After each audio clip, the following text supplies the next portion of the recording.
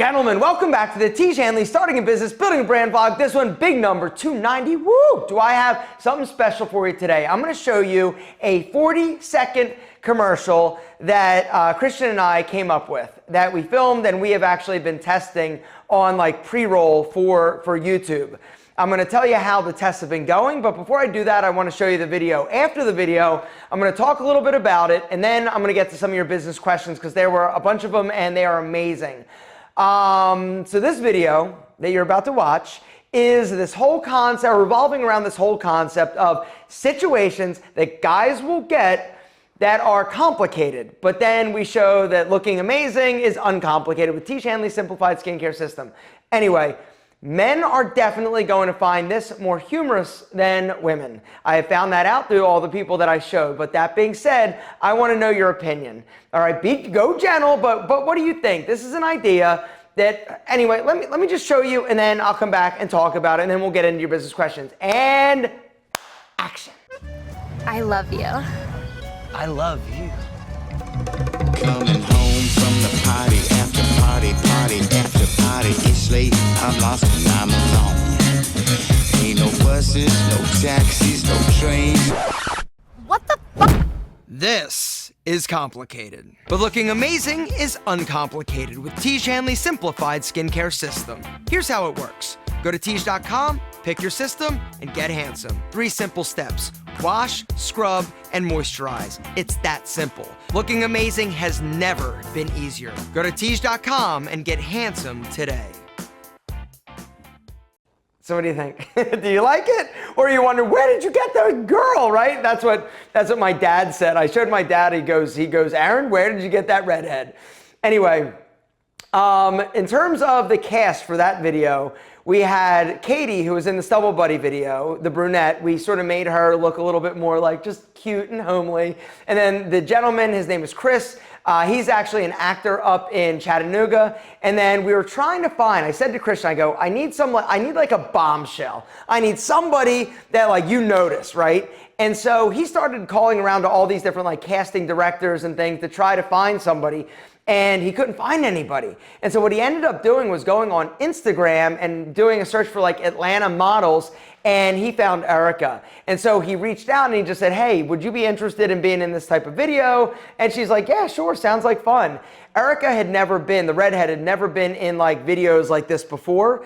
And so she did a great job. Everybody did an amazing job for what this was. And I am so proud of everybody. And Christian just crushed it in terms of the video, the flow, the music. Everything just really looks like kind of high production. And I think it turned out really well. Now, does it convert? Yes, it does. We've been testing it and it has been converting, but not at a CPA low enough for us to really just kind of figure it out and scale. When we got it finished, we basically launched it as a pre-roll ad for YouTube. We had certain audiences targeted, and what we found is that it is very engaging. People were watching the majority of the video. And so the good news is that it gets people past that 5-second mark, because that was kind of one of the things. It's got to grab somebody before you can actually skip the video. You know, in YouTube, the pre-roll, 5 seconds is all you got. And so the good news is that people were watching like 6 seconds out of like a 40-second video, which is amazing. The click-through was great in terms of driving people to a landing page. Now, what happens at that point? Now we got to figure out the offer. We had some conversions, not a ton. The CPA was not great. It was like $200 per conversion, right? But pre-roll, from all the people that I talked to, they said that that's a very challenging place to get a conversion like that. Now, we don't know what happens to those people yet. We haven't had enough time to see, do they come back, do they sign up? We know that we had like 4 people as of like almost like a week ago that have come back and purchased, so that's great. But until we can get that CPA down around like the $60, $70 mark, if we can do that, then it's just pouring gas on the fire. But all this like CPA testing and pre-roll testing and advertising testing, it takes time. There's a lot of like learning that goes in from an AI perspective. And it's going to hopefully get better. We're waiting to see sort of what happens and where this ad actually performs better. Because we may find that this ad isn't right for pre-roll, But maybe it's great for Instagram, or maybe it's great for Facebook. There's more testing that needs to be done, but the good news is that people are engaging with it. And that's something that we're really trying to do and really trying to figure out. The other two concepts, we're gonna test them, and we're gonna compare them against this one, but we're also gonna compare it against other Tiege Hanley ads. There are other ads that we run that are better in terms of a CPA. But this one, we feel like our guy Tom, he feels like, you know what, there's something to this. People are engaging, it's getting people's attention, and they're watching it, which is hard to do in today's world, right? Super quick attention span. Most people, as soon as that skip button comes up, boom, they're hitting it. This one, this video, they're not. And so that's great. I want to know what you think. Do you dig it? Do you dig this idea? Do you dig the concept? Or do you think it's terrible? Like I said, this was the first one that we tried. We've got 2 additional ones that are both really fun. And we don't know. We're going to test, we're going to try, we're going to see what happens. But that is the name of the game in this world of e-commerce. It's about getting some type of ad or creative and testing it, and then testing it again. If you can find that conversion mechanism that's low enough that you can still make money on a customer in terms of an acquisition, then you know that that's all about just pouring gas or money gas on the fire and just getting that in front of as many people as possible. If you can get that CPA low enough. If you can't, then it's not working and we need to get rid of it. But just want to know what you guys think. Now, gentlemen, what I'd like to do is get to some of your amazing business questions. So the first business question, it's really ironic timing because I literally just came from the Pete and Pedro warehouse and we are like busting at the seams. We are maxed out in terms of capacity. Now, do I think it's time? Actually, let me read the question, then I'll talk a little bit about this. All right. Lazaradus Jonathan says, when is the right time to buy a bigger warehouse for your business, and how do you manage the space in the right way? How do you overcome the fear of risk that you had when you bought a bigger warehouse? So the first thing you need to know, in terms of warehouse, the reason why it's such a great sort of thing for businesses is because you don't typically buy them, you rent them. And the beautiful thing with renting a warehouse is that if you expand or you grow out of it, typically the landlord or the person that owns it has other spaces that are actually larger. And one of the downsides to a lease is if you outgrow it, you have to, break the lease, and there, could be big financial implications associated with that. But if you're renting a warehouse from somebody who has other warehouses or larger warehouses, they are absolutely fine with you saying, hey, I need more space. They'll just basically start your lease again. If it's typically a 3 lease, if you're a year into it, they'll be like, all right, we're going to do a new 3-year lease. And you basically move right into that, no problem. They're super happy to do that.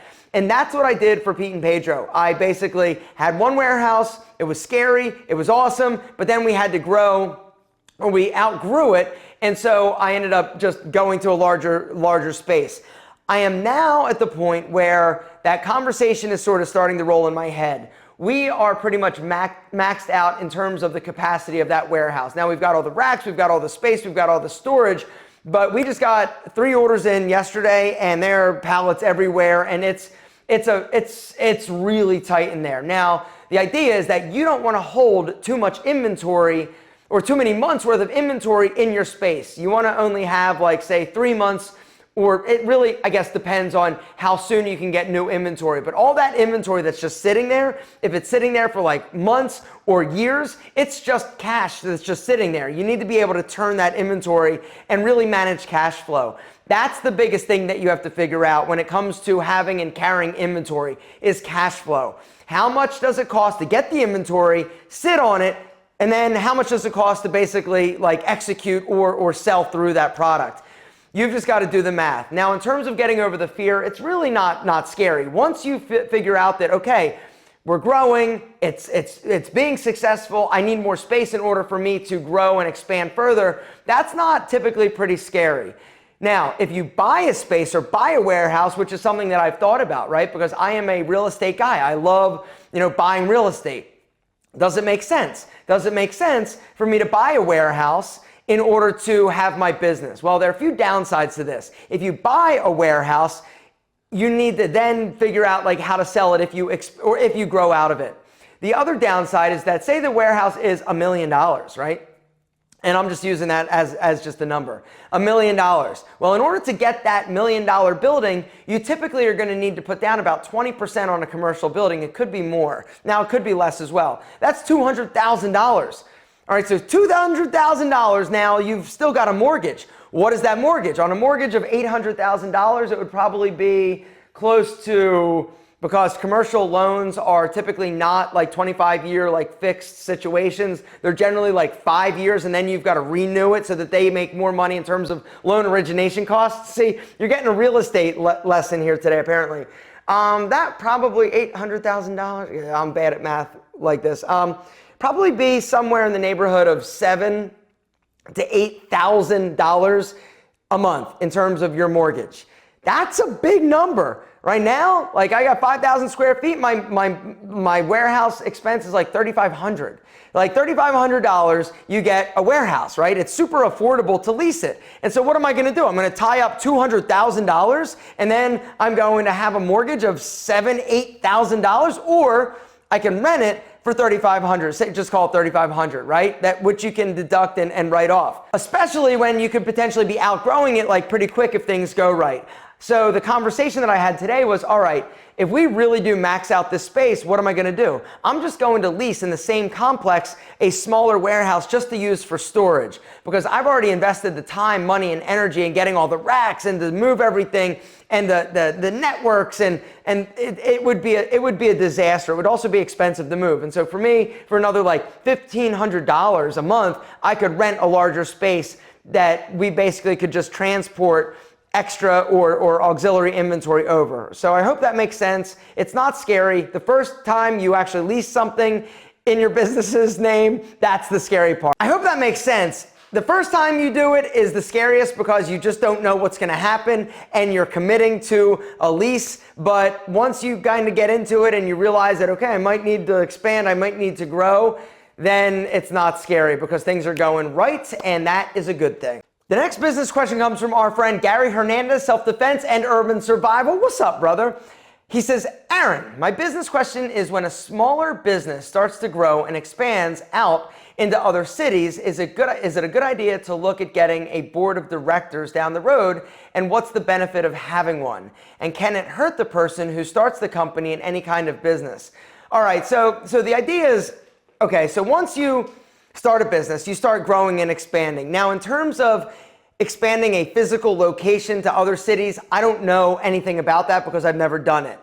In terms of having a board of directors, though, that is something that you've got to decide. You know, it's a good idea to have one, and really the idea behind a board of directors is they're going to be there to offer you advice and feedback. And so when you ask somebody, hey, will you sit on my board, or will you be on the board of Tiege Hanley, or whatever it is, I'm assuming that you're asking people that bring some degree of value or expertise or knowledge to the table. Now, sometimes it's actually money. And so you really got to figure out strategically who is going to be the best person to sit on, or to ask to sit on your board. Now, in terms of what you do with them or how often you meet, that's really all over the board and up to you. The main benefit to having a board of directors is just for, like I said, is for feedback. Now, certain companies, the board has more responsibilities and obligations, but just in this type of scenario and situation, I would recommend possibly getting a board of directors, or maybe people that are close to you, that you respect, that you feel bring values, or that could potentially help you grow and scale your business. You know, usually a board of directors is not like a paid position. In big companies, it is. Or some benefit. But a lot of times, if you've got people that you just trust, that are smart people or business owners that have been there, done that, got the t-shirt, they will do it as a favor to you, as long as it doesn't require like a ton of time. But it's good to be surrounded by people that are super smart and have your best interest in mind, so that you can ask for questions. Because oftentimes also, it's not just about that person that's sitting on your board or that's giving you advice, it's their network. And with a board of directors, you're really gaining access a lot of times to their network, because they are looking to, help you or facilitate your growth. And so if there's an issue, they probably are going to connect you with smart people or people that they have in their network that's also going to be able to help. And so in terms of is it right or when is it right, it's really up to you and dependent upon sort of the structure and strategy of your business. I hope that helps. And before I forget, guys, if you've got a business related question, down below, start it with a business question and ask your question. Each week I try to get to a few of your business questions, and it really doesn't matter the business, it doesn't matter the industry. If I don't know something, I don't know something. But the idea behind this whole vlog is to give you guys insight and to really help you along your entrepreneurial journey. And so if you've got a burning desire to start a business, or you've got an issue that you're dealing with, down below, like I said, start it with business question and ask. I'd be happy to get to it, possibly next week. This next business question is one that I love, and it's from 2 vlogs ago. I actually went back to get it because I loved it so much, and I think it's such an important topic that a lot of people don't really talk about or don't know how to sort of address. And it's from our friend Kronolar. I don't even know. That was a tough one. Sorry. He says, in a recent video, you talked about being mentally and emotionally tough and strong. So my question is how to be mentally and emotionally tough in your personal life, professional life. Thank you so much for your videos. So it's so interesting, this question. Yesterday, I was on a podcast for Marnie, the wing girl, the dating expert. And she asked me that same question. She goes, how does somebody develop mental toughness? I'm like, man, I really never thought about like how you develop it, you know, professionally and personally. And I guess when I start to really like think about it, for me, my mental strength and toughness came from failing. I needed to fail. I needed to get over that fear of failure. I needed to get over that fear of rejection. Because for me, mental toughness is all about perseverance. It's all about pushing through your boundaries and your own personal limitations. When things get tough, you don't just like take off, you actually head down and push through, right? That for me is mental toughness. But what prevents so many people from trying or actually going for it is the fear of failure. Worst case scenario, you don't know what's going to happen, and the fear of failure is so strong that it prevents you from taking that risk because you don't know how you're going to deal with it. You don't know how you're going to overcome the failure. But for me, the thing that really I think helped me in terms of my mental toughness was when my fitness center failed. And the reason why I think that is such a pivotal point in my life is because for the first time, I didn't know what was next. And when you fail to that degree and that magnitude, it's like, what else is there? Like what? I'm still alive, I'm still kicking, I'm still awesome, but this went away. What do I do now? The removal of hope was something incredibly powerful for me because up until that point, I was always trying so hard to muscle through and to force like a square peg into a round hole, and it just wasn't in the cards. And when it was finally taken away and I was filing bankruptcy and I was driving the beer cart, it was like, it can't get any worse than this. Now, technically it could, like people and my loved ones and me, you know, could have gotten sick and all that. Like I'm not talking about health, all right? In terms of emotional beatdown, it was as bad as it got for me. And so this was the point at which I'm like, all right, what am I going to do now? I was sad. I was bummed out. It was horrible. It was depressing. But I didn't allow myself to go down that rabbit hole. At that point, you've got to make a decision. What are you going to do? Are you going to just basically wallow in self-pity and become an accountant? For me, it wasn't an option. I needed to figure out the next step. And so you take that first step, and then a second, and a third, and you see an idea, and okay, let me try that. Let me pull that thread of curiosity. Is this something? No, like true story. After my fitness center failed, you know what I thought I was going to do? I thought I was going to manufacture like industrial looking racks for like exercise balls and like bands, because for my group fitness facility, Move It, I made out of plumbing pipe all these really cool like wall mounted things, and I was like, oh, I'm going to start a business.